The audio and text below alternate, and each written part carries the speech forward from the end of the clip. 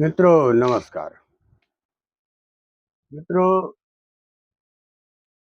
आज एक बड़ा मौजूद सवाल है कि हम लोगों को सही है कि अपने बारे में तमाम बातों की जानकारी नहीं है। यही जानकारी नहीं है कि क्रोध कहाँ लगता है, क्रोध कहाँ पैदा होता है, लोभ है, मोह है, प्रसन्नता है, तो ये कहाँ तय होता है, या शत्रु कौन है, मित्र कौन है, सुख क्या है, दुख क्या है, अपना कौन है, पराया कौन है, हानि क्या हुई, लाभ क्या हुआ, ये सारी चीजें कौन तय करता है। चेतन जीव तो निर्विकारी है, वो तो ईश्वर का अंश है, उसको इस संसार से कोई मतलब नहीं। चेतन जीव है तो इसका मतलब ये नहीं है कि वो आपका सुख का, दुख का, अपने का, पराये का, शत्रु का, मित्र का, और काम है, क्रोध है, लोभ है, मोह है, ईर्ष्या, द्वेष, अहंकार, इसका निवारण वो नहीं करता है। वो तो निर्विकारी है, वो तो अजर अमर अजन्मा अविनाशी एक रस है। जीव कभी बच्चा बूढ़ा जवान नहीं होता, जीव को हर्ष विषाद सुख दुख कुछ नहीं होता, एक रस है। जैसे बचपन में था वैसे जवानी में भी है, वैसे बुढ़ापे में भी रहेगा। चेतन जीव के अंदर तो परिवर्तन आता ही नहीं, परिवर्तन शरीर में आता है, परिवर्तन जड़ में आता है, चेतन में परिवर्तन आता ही नहीं, उससे कोई मतलब नहीं। और शरीर जड़ है, ये क्या जाने सर्दी क्या है, गर्मी क्या है, बरसात क्या है, कौन मार रहा है, कौन पीट रहा है, भूख लगी है, चाय पीना है कि बीड़ी पीना है कि तंबाकू खाना है, इससे कोई मतलब नहीं। ये सारा खेल अंतःकरण करता है। ये सारा निर्धारण जो है, ये सारी फुरना अंतःकरण में आती है। शरीर का एक तीसरा भाग है, वो मुख्य पायदान है। शरीर में 3 विभाग है। एक तो शरीर है, ये जड़ है। जड़ माने हिलना डुलना, चलना सुनना समझना जो ना जाने, उसको जड़ कहा जाता है। ये आपका शरीर है ना, ये तो एक मशीन है, एक इंजन है बस। बिजली आएगी तो काम करेगा, नहीं तो ठप। और चेतन जीव बिजली है, करंट है। लेकिन बिजली आ गई तो बिजली प्रकाश नहीं देगी, बिजली हवा नहीं देगी, बिजली पानी निकाल के नहीं देगी। उसके उपकरण अलग हैं। बल्ब है,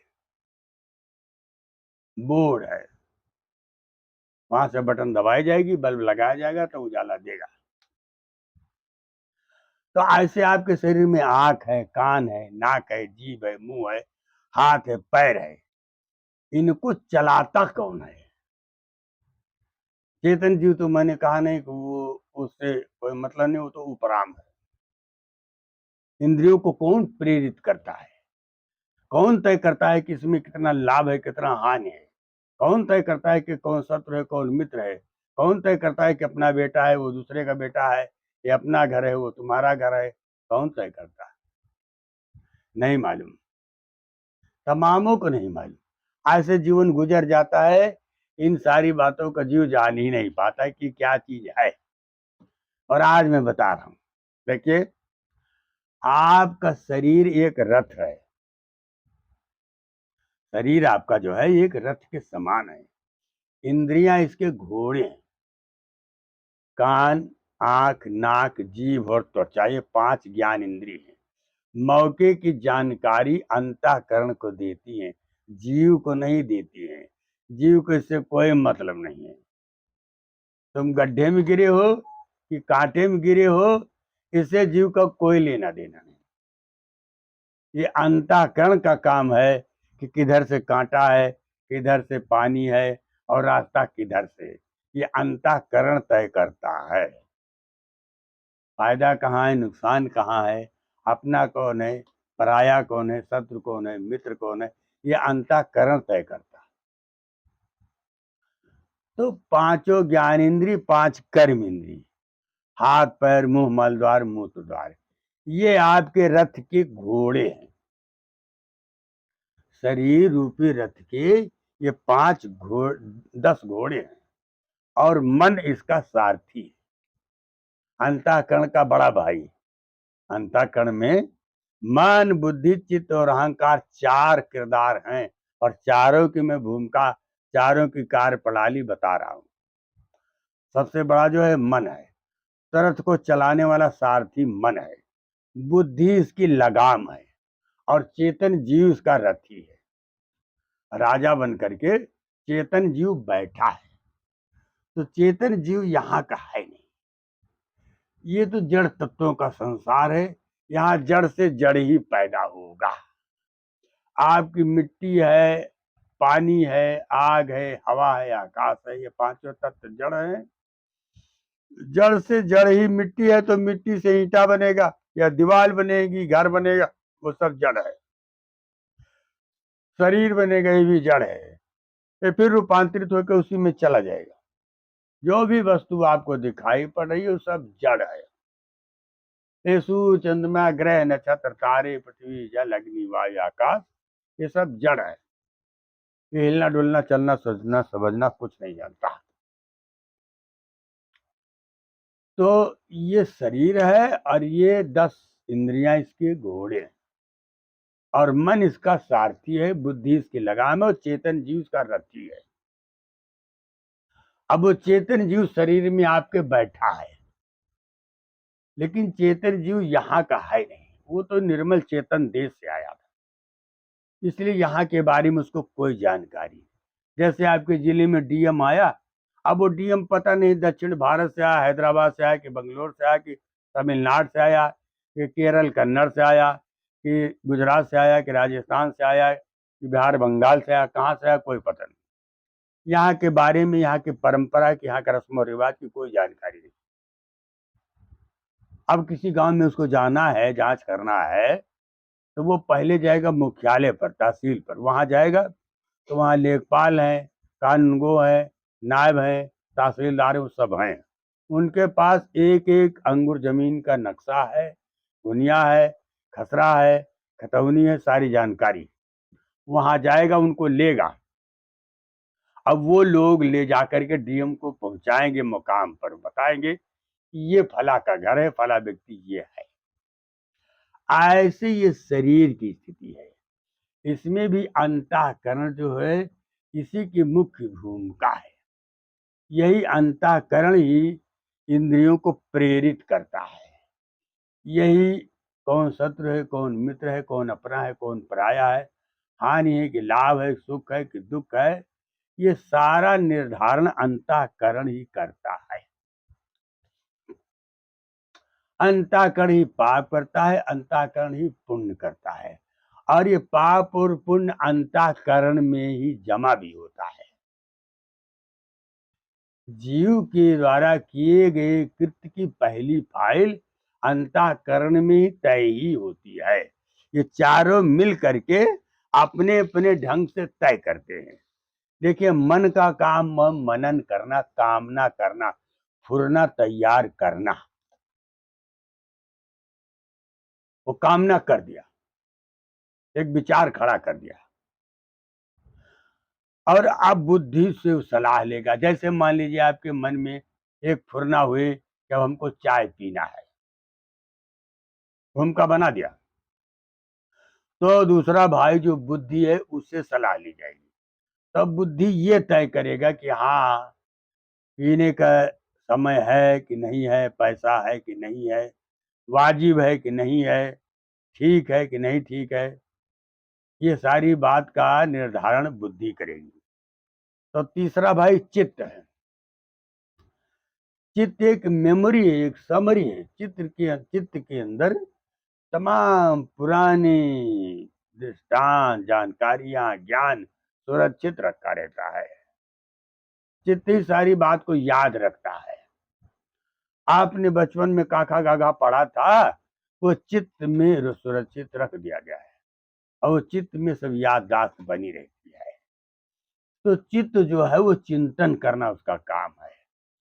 वो तय करेगा, चिंतन करेगा कि हाँ, चाय की बात जो आ रही है तो ये ठीक है कि नहीं ठीक है, वो व्यक्ति ठीक है कि नहीं ठीक है, कहाँ जाएंगे, कैसे जाएंगे, उस बिंदु पर पूरा चिंतन करेगा।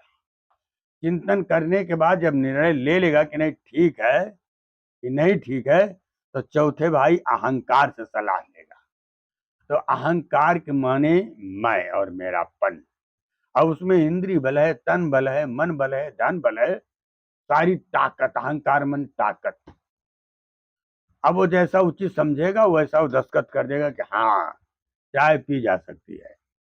बस फिर क्या है, अब मन जो है ये अंतःकरण अब पैर को प्रेरित करें कि चलो तुम साइकिल उठाओ, तो पैर अपने आप चल देगा, साइकिल को उठा लेगा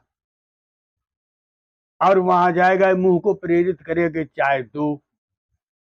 ये अंतःकरण ही सबको, इंद्रियों को प्रेरित करता है, यही कहलवाता है। ये है अंतःकरण का काम। अब हम लोगों को बड़ा मुश्किल ये है कि अंतःकरण क्या है हमको जानकारी नहीं। अगर ज्ञान हो जाए तो ज्ञान से ही वैराग होता है।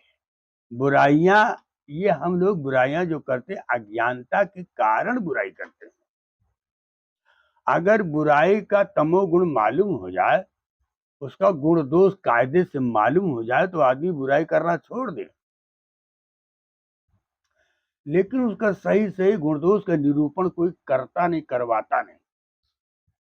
बस करते रहो, क्या चिंता है, उसका दुष्परिणाम क्या होगा वो कोई पूछने वाला नहीं। तो अंतःकरण जो होता है, यही जीव का शरीर से, संसार से संबंध कायम करता है, यही शरीर को चलाता है, यही करता है। जीव अकर्ता है, जीव कुछ नहीं करता, जीव कुछ नहीं करता। यही अंतःकरण एक रिमोट कंट्रोल है। ये जैसा शरीर को चलाता है वैसे शरीर चलता है। अंतःकरण ही भक्ति करता है, अंतःकरण ही भजन करता है, अंतःकरण पाप करता है, अंतःकरण ही पुण्य करता है। यही तीर्थों में दोहराता है, यही व्रत कराता है, उपवास कराता है, हत्या कराता है, जीव हिंसा है, चोरी है, लूट है, मार है, झूठ है, बेईमानी, सारी क्रियाएं अंतःकरण करवाता है। और भक्ति में इसी का सारा रोल है। भक्ति अंतःकरण करता है, शरीर क्या करेगा भक्ति, शरीर को कोई जानकारी नहीं, जीव को कोई लेना देना नहीं। जो कुछ है सो अंतःकरण है, अंतःकरण ही। अच्छा, यही गंदा भी होता है, अंतःकरण ही गंदा होता है और अंतःकरण की सफाई भी। अभी लोग जाते हैं नहाने पाप धुलने के चक्कर में, लेकिन पाप कोई चमड़ी पर आपके नहीं लगा कि आप गंगा जी में नहा लिए पाप धुल गया। आपका पाप अंतःकरण पर जमा हुआ है, पुण्य भी अंतःकरण पर जमा हुआ है।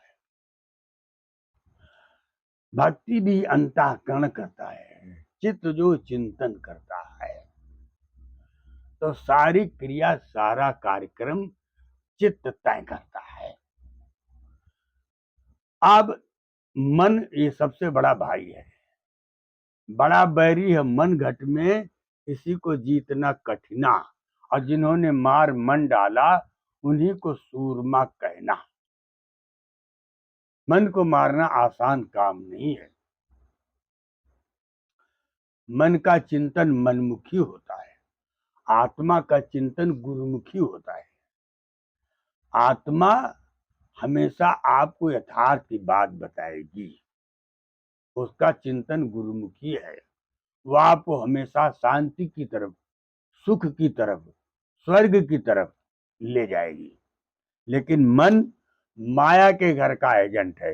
यह हमेशा तुमको भटकाएगा, अशांति की तरफ ले जाएगा। मन जो है इन्हीं इंद्रियों के रास्ते से आनंद तलाशता है। एक कान है, आंख है, नाक है, जीभ है, मुंह है, मल द्वार, मूत्र द्वार, इन्हीं दरवाजों से, इन्हीं इंद्रिय द्वारों से ये रातों दिन आनंद तलाशता है। इसकी अपनी तो कोई इंद्रिय है नहीं, ये तो ग्रहुआ इंद्रिय स्वयं है। लेकिन इन्हीं इंद्रियों के रास्ते से आंख को प्रेरित करता रहेंगे, इसको और देखो, खूब नीक के देखो। कान को प्रेरित करता नहीं, खूब सुनो, अच्छा से सुनो, हमको आनंद आ रहा है। तो मन जो होता है इन्हीं इंद्रियों के रास्ते से आनंद तलाशता है। और मन जो जो चाहता है हम लोग देते चले जाते हैं। मन ने कहा कि आज चाय पीना है तो चाय पी लिए। अब मन ने कहा आज काम पर नहीं जाएंगे तो नहीं गए। मन ने कहा आज उनसे हम झगड़ा करेंगे तो चला गया, झगड़ा करने लगा। मन ने कहा नहीं झगड़ा नहीं करेंगे, जाके भैया से गलती क्षमा मांगे, जाकर के पैर पकड़ लिया, बोला भैया हमसे जो गलती होगी माफ करना। अरे भगवान, तो मन ही जो कुछ करता है सब करता है। और आत्मा की कोई सुनवाई नहीं है। आत्मा का चिंतन गुरुमुखी चिंतन है। अब मन कहता है कि बीड़ी पीना है, तंबाकू खाना है, शराब पीना है, तो शराब पीना है। आत्मा रोक रही कि नहीं बीड़ी न पियो, बीड़ी पीना खराब है, शराब पीना खराब है, चोरी करना ठीक नहीं है, झूठ बोलना पाप है। लेकिन हम लोग आत्मा की सुनवाई करते नहीं हैं, मन ही के इशारे में चले जाते। क्यों कि मन जो होता है जो जो मांगता गया देते गए, हो गया मोटा है, बलवान, ताकतवर। अब मन जो है वो हारने वाला नहीं, वो पीछे जाने वाला नहीं। आत्मा की कोई सुनवाई नहीं। अब मन जो जो कहता हम लोग देते गए, मन हो गया बलवान। अब वो मानने वाला है नहीं। अब भजन करने बैठे, भक्ति करने बैठे, साधना करने बैठे, तो मन ही का मुख्य खेल है। अब मन जो है वो गुटखा तलाश रहा है, बीड़ी तमाक रहा है, तंबाकू तलाश रहा है, तरह तरह के स्वाद तलाश रहा है, इंद्रियों को इधर उधर भटका रहा है। तो बड़ा बैरी है मन घट में, किसी को जीतना कठिना, और जिन्होंने मार मन डाला उन्हीं को सूरमा कहना।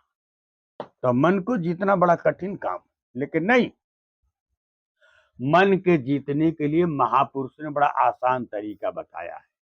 वो क्या है कि मन जो जो मांगता है इसको देना बंद कर दो। मन कहता है चाय पियो तो चाय न पियो। मन परेशान, मन जाता है तो जान दे, लेकिन दृढ़ कर रहा शरीर, अपना शरीर न जाने दो। मन जाएगा छटपटा के लौट के चला आएगा। अगर शरीर नहीं जाएगा तो कुछ नहीं होने वाला। तो मन जाता तो जान दे, लेकिन दृढ़ कर राख शरीर। आज जैसे ढीली कमान से कबो चले नहीं तीर। अगर धनुष ढीली हो गई तो उसे तीर नहीं चलता। ऐसे जब शरीर जो होता शांत रहेगा, शिथिल रहेगा, तो मन कुछ नहीं कर पाएगा। लेकिन हम सब मजबूर हैं कि जब मन कहा जो कहा उसी हिसाब से शरीर को लेकर के चल दिए, तो गलती पर गलती हम लोग करते चले जाते हैं। और आत्मा की कोई सुनवाई नहीं है। और भक्ति में, भजन में, स्वर्ग में, शांति में, सुख में आत्मा का ही चिंतन मुख्य है। गुरुमुखी चिंतन जरूरी है। वो गुरुमुखी चिंतन हमेशा सुख की तरफ ले जाता, शांति की तरफ ले जाता है, भगवान की तरफ ले जाता है। लेकिन अफसोस कि हम लोग मन का ही कहना करते हैं। और यही कारण है कि जीव अपार संपदा के बीच, अपार साधनों के बीच फिर भी जीव अशांत रहता है, अंतःकरण अशांत रहता है, परेशान रहता है। सारे साधन संपन्न है जीव, महंगी महंगी गाड़ियां, घर में भी सारे ऐशो आराम के सामान भरे पड़े, लेकिन फिर भी मन को शांति नहीं है। क्यों नहीं शांति है? क्योंकि मन जो होता है ये कहीं एक जगह रुकता नहीं है, हर क्षण नए नए प्रोग्राम बनाता रहता है। अभी आप बतासा खा रहेंगे तो चाहेगा बर्फी होना चाहिए, बर्फी मिल गई तो बोलेगा अरे पेड़ा होता तो अच्छा था। अब पेड़ा मिल गया तो सोचेगा कि अरे बेकार है, मिल्क केक होता तो अच्छा था।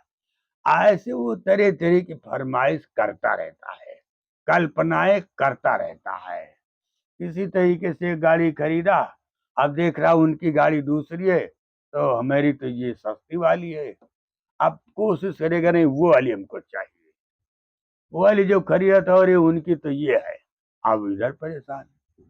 तो इस तरह से मन जो होता है यही सबसे बड़ी गलती करता है। तो प्रेमियों, ये चतुष अंतःकरण जो होता है यही मुख्य सोपान है, यही सारे कार्यक्रम को अंजाम देता है। शरीर कुछ नहीं करता है, चेतन जीव कुछ नहीं करता है, जो कुछ करता है ये अंतःकरण करता है, और इसी अंतःकरण को ही संभालना जरूरी होता है। अगर आप सुख चाहते हैं, शांति चाहते हैं, तरक्की चाहते हैं, तो अपने अंतःकरण को सोचना होगा, समझना होगा, जानना होगा। लेकिन अफसोस ये सब सत्संग का विषय है। बिना सत्संग के बिन सत्संग विवेक न हो। मुक्ति, मोक्ष, सदगति, भक्ति, भगवत प्राप्ति अंतःकरण के द्वारा ही होती है। तरक्की है, शिक्षा है, ज्ञान है, जो कुछ भी है ये सब अंतःकरण की देन है। ये वहीं सब कुछ सुरक्षित होता है, संकलित होता है। ये सारा योगदान अंतःकरण का होता है। अभी आलस्य है, यह एक मानसिक विकृति है। आलस्य जो है एक मानसिक विकृति है, बस और कुछ नहीं है। अब मन कहता नहीं, हमसे नहीं होगा, नहीं होगा, और जिसका मन अपने कब्जे में खींच के दौड़ के जाके काम कर लेगा।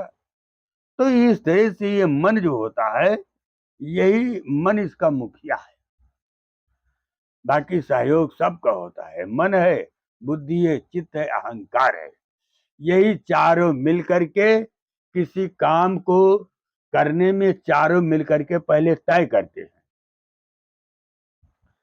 जीव जो कोई भी कर्म करता है, चोरी कर रहा है, बेईमानी कर रहा है, लूट मार कर रहा है, डकैती डालने जा रहा है, या पुण्य कर्म कर रहा है, या तीर्थों में जा रहा है, या अनुष्ठान कर रहा है, जो कुछ भी करता है, खेती गृहस्थी का काम करता है, धंधा रोजगार का काम करता है, तो यही चारों मिलकर के तय करते।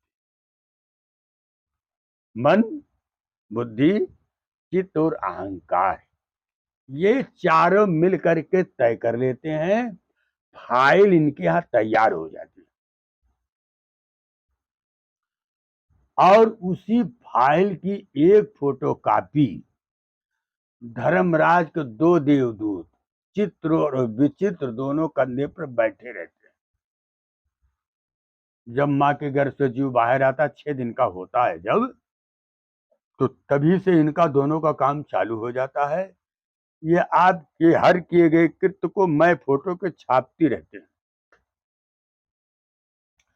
अब अंतःकरण में कोई फाइल तैयार हुई, अच्छा है कि बुरा है, शुभ है कि अशुभ है, जो कुछ भी है, उस फाइल की एक फोटो कॉपी इनके पास रहेगी। ये शुभ है, ये अशुभ है, दोनों भाई का अलग अलग काम है। शुभ का ये सुरक्षित रखेंगे, अशुभ का ये सुरक्षित रखेंगे। और जब ये जीव का प्राणांत होने का होगा, तब ये दोनों भाई अपनी अपनी फाइल, अपनी अपनी गठरी लेके चले जाएंगे, धर्मराज के दरबार में हाजिर रहेंगे। जीव बाद में पहुंचेगा, हाथ पैर बंधाए से जीव किनारे खड़ा होता है, और इसके किए गए कृत्य की ये फाइल है इनके पास, वो खोली जाती है। उन्होंने कर्मों की गठरी, जो कुछ कर्म किया ना, वो सब गठरी में सुरक्षित रखा है। अब उसी को देख करके इसका जीव का तय हो रहा है। आगे ये जाएगा नरकों में भोगेगा कि 84 लाख योनियों में जाएगा, फिर मनुष्य शरीर में जाएगा तो संस्कारी के घर भेजा जाए कि भिखारी के घर भेजा जाए, संपन्न परिवार में कि विपन्न परिवार में, आजीवन स्वस्थ सुंदर दुरुस्त रहेगा कि माँ के घर में ही अंग भंग कर दिया जाए, कौन पत्नी रहेगी, कौन पति रहेगा, कौन शत्रु, कौन मित्र, कौन बेटा, कौन बेटी, उसी फाइल को, उसी गठरी को देख करके तय किया जाएगा। अगर जीव वहां पर इतराज करता है तो इसकी ओरिजिनल कॉपी जो है अंतःकरण में सुरक्षित है।